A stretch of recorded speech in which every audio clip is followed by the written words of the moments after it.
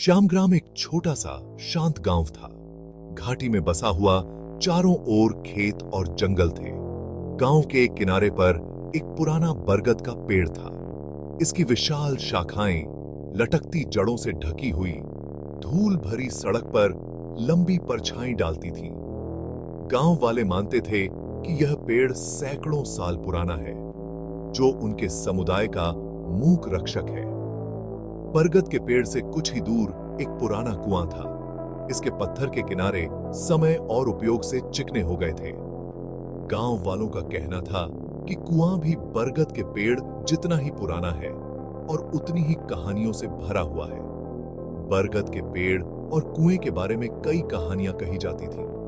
ज्यादातर भूले हुए थे, लेकिन कुछ रहे, पीढ़ी दर पीढ़ी चले आ रहे हैं। एक कहानी जो केवल धीमी आवाज में फुसफुसाई जाती थी, वह उस आत्मा के बारे में थी जो पेड़ के भीतर रहती थी। यह एक ऐसी कहानी थी जिसने बहादुर से बहादुर ग्रामीणों की रीढ़ की हड्डी भी हिला दी थी।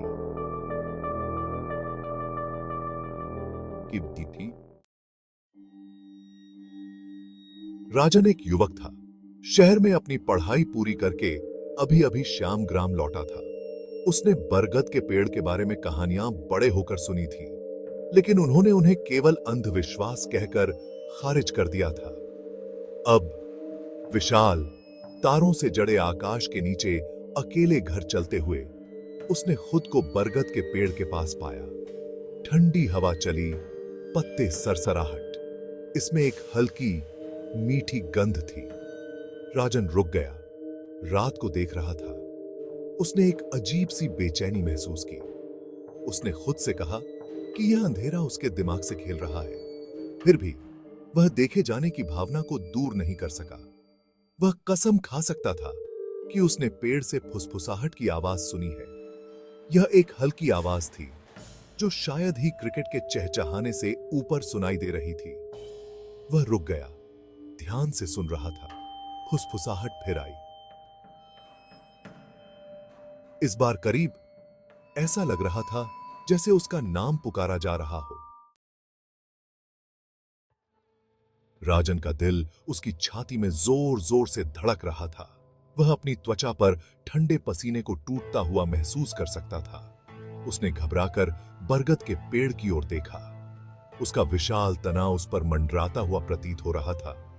उसकी छाया पंजों की तरह फैली हुई थी।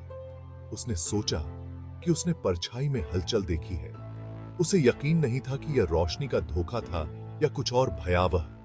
डर ने उसके कदमों को गति दी। वह मुड़ा और रास्ते से नीचे उतर गया। उसकी निगाहें उसके गांव की दूर की रोशनी पर टिकी हुई थीं। उसने पीछे मुड़कर देखने की हिम्मत नहीं की। वह अभी भी फुसफुसाहट सुन सकता था, बेहोश लेकिन लगातार एक छाया की तरह उसका पीछा कर रहा था। अगली सुबह राजन की नींद खुली। पिछली रात की याद उसके दिमाग में बसी हुई थी। उसने देर तक टिके रहने वाले डर को दूर करने की कोशिश की। क्या उसने पूरी बात की कल्पना की थी? क्या सरसराते पत्तों और उसकी अपनी बेचैनी ने उसके साथ कोई चाल चली थी? उसने गांव के मुखिया बुढ़े श्याम से मिलने का फैसला किया। बुढ़े श्याम अपनी बुद्धिमानी और गांव के इतिहास के ज्ञान के लिए जाने जाते थे। वह श्यामग्राम के बाहरी इलाके में एक छोटी सी झोपड़ी में रहता था। राजन ने उसे बाहर बैठा हुआ पाया, एक कप चाय की चुस्की ले रहा था। उसने धैर्यपूर्वक सुना, क्योंकि राजन ने अपने अनुभव के बारे में बताया। भाग 5, गांव का बुजुर्ग। जब राजन ने अपनी कहानी समाप्त की, तो बुढ़े श्याम एक पल के लिए चुप रहे। उसने अपनी चाय की एक धीमी घूंट ली। उसकी निगाहें दूर क्षितिज पर टिकी हुई थीं। अंत में वह बोला। उसकी आवाज धीमी और कर्कश थी। आप जिस आत्मा से मिले, वह माया नाम की महिला की है। उन्होंने कहा, वह कई साल पहले हमारे गांव में रहती थी।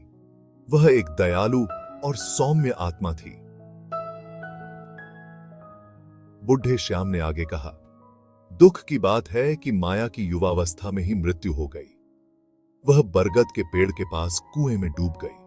कुछ लोग कहते हैं कि उसका दिल टूट गया था प्यार में हार, दूसरों को फुसफुसाते हुए सुना कि उसके भरोसे के किसी व्यक्ति ने उसे धोखा दिया था।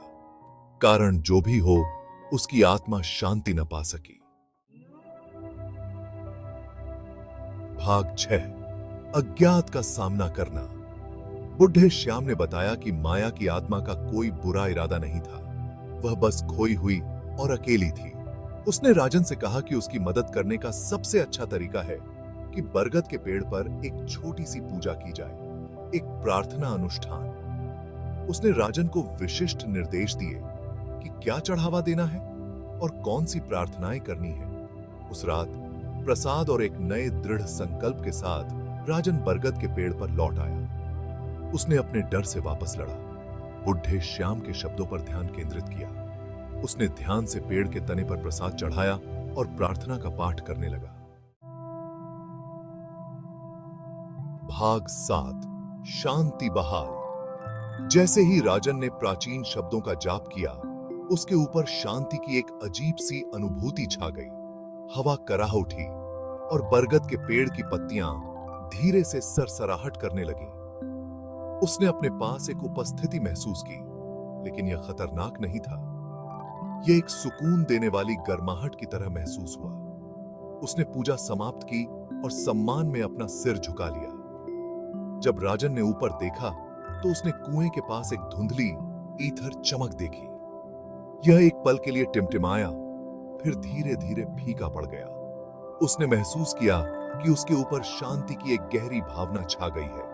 वह जानता था कि माया की आत्मा को आखिरकार शांति मिल गई है। भाग 8, एक किंवदंती जीवित है।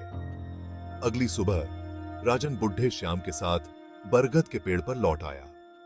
उन्होंने प्रसाद को अबाधित पाया, एक संकेत है कि पूजा सफल रही। उस दिन से बरगद के पेड़ के आसपास की फुसफुसाहट और अजीब औगरीब घटनाएं बंद हो गई। ग्रामीण अभी भी माया की आत्मा के बारे में बात करते थे, लेकिन अब यह सम्मान और उदासी के साथ था।